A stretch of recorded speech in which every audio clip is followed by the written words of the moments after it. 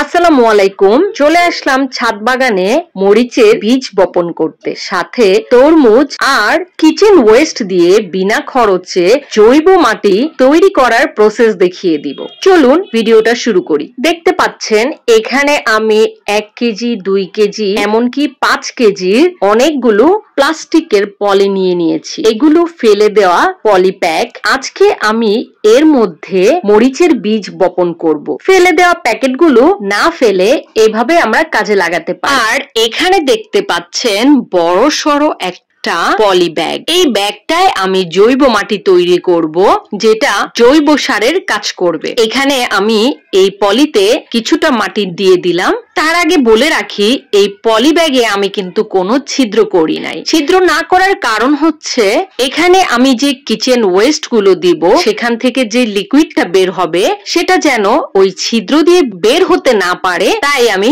কোনো ছিদ্র করি নাই। যেহেতু এটা দিয়ে আমি একটা জৈব সার তৈরি করব, এখানে আমি কোনো গাছ লাগাবো না, তাই আমি এখানে বেশ কিছু কিচেন ওয়েস্ট দিয়ে এটা বাগানের এক সাইডে রেখে দিব। এর মধ্যে আমি প্রতিদিন কিচেন ওয়েস্ট দিব।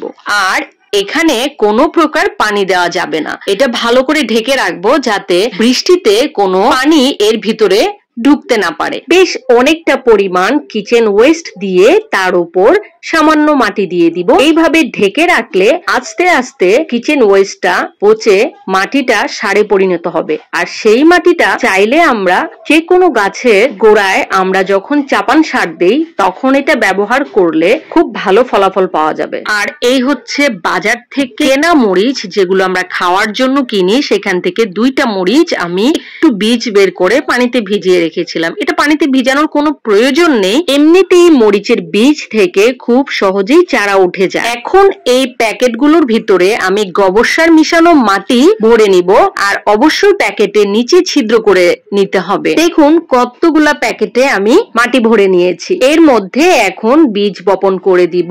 আর এই ধরনের প্যাকেটে খুব সুন্দর মরিচ চাষ করা যায়, সেটাই আমি আপনাদেরকে দেখিয়ে দিব। আর দেখতে হলে অবশ্যই আমার চ্যানেলের সাথে থাকতে হবে। দেখেন, এর আগের ভিডিওতে আমি দেখিয়েছিলাম ঢেঁড়সের বীজ বপন, সেখান থেকে কিন্তু এখন অলরেডি চারা গজিয়ে গিয়েছে। 2টা মরিচ থেকে অনেকগুলো বীজ হয়েছে, যদিও আমার এগুলো লাগবে না, খুব অল্প কয়েকটা বীজই লাগবে।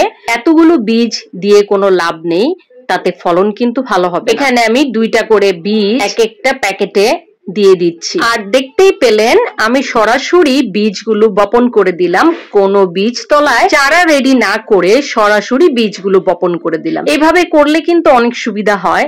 একবারে মাটি রেডি করে বীজ ফেলে দিলে তখন আর ঝামেলা হয় না। অনেক সময় চারা, যেহেতু এখন অনেক গরম পড়ে গিয়েছে, রোদের তাপ খুব বেশি, এই রোদের তাপে চারা গাছ বাঁচানো খুবই কষ্টকর হয়ে যায়। তখন আমরা যখন বীজতলা থেকে টবে ট্রান্সফার করি, সেই চারাটা থাকে অনেক ছোট, ওই চারাটা তখন খুবই দুর্বল থাকে। ট্রান্সফার করার পর প্রচন্ড রোদে গরমে চারাটা বাঁচিয়ে রাখা অনেক কষ্টের হয়ে যায়। এই জন্য আমরা যদি সরাসরি টবে বীজ বপন করতে পারি তাহলে কিন্তু এই সমস্যাটা হবে না।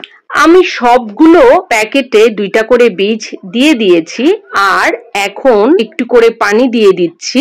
ইনশাল্লাহ কিছুদিনের ভিতরেই এখান থেকে ছোট্ট ছোট্ট চারা গজিয়ে যাবে। মরিচ গাছের সবচেয়ে বড় প্রবলেমই হচ্ছে পাতা কোঁকড়ানো রোগ। এইটা মাকড়ের অ্যাটাকে এরকম হয়। এই রোগটা থেকে যদি আমরা গাছকে বাঁচিয়ে রাখতে পারি তাহলে কিন্তু মরিচ চাষ করা অনেক ইজি। এর জন্য সপ্তাহে 2 বার করে মরিচ গাছে স্প্রে করতে হবে, তাহলেই কিন্তু মরিচ গাছ থেকে খুব সহজেই মরিচের ফলন পাওয়া সম্ভব। আর এইদিকে দেখুন, এই পাশটায় কতগুলা তেলের বোতলে আমি এর আগের ভিডিওতে দেখিয়েছি ঢেঁড়স বপন করেছিলাম, সেগুলো কিন্তু অলরেডি গজিয়ে গিয়েছে। এখন আমি বস্তায় মাটি ভরে নিচ্ছি। দেখুন বস্তাটা কিভাবে আমি বেঁধে নিয়েছি। এইভাবে বেঁধে নিলে বস্তাটা ব্যবহার করতে খুবই সুবিধা হয়। এর মধ্যে আজকে আমি তরমুজের বীজ বপন করব। যেহেতু এগুলো আমার নতুন মাটি, তাই আমি সরাসরি এর মধ্যে বীজ বপন করে দিচ্ছি। কিচেন ওয়েস্ট দিয়ে মাটি তৈরি করছি না। এর পরের বার যখন